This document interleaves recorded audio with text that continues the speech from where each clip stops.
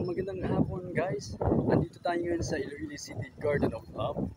So titingnan natin kung ano yung misteryong natatago dito sa sinasabi nilang Garden of Love.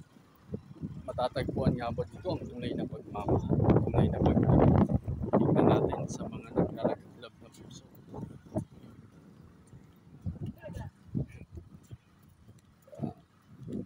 Dito mo makikita yung samut-saring puso. At sa pinakadulo, nag-aantay ang isang pusong pula, pusong tapat. Ayan. Tapos, samut-saring bulaklak. O, tingnan nyo guys, o. Ayan. So, nagkataon lang na tanghalin tapat tayo pumunta dito, kaya ganito yung sinag ng araw.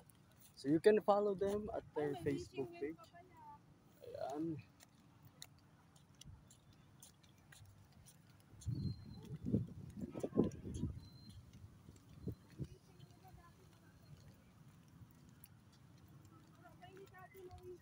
Ayan. So dito din sa orchid terrarium.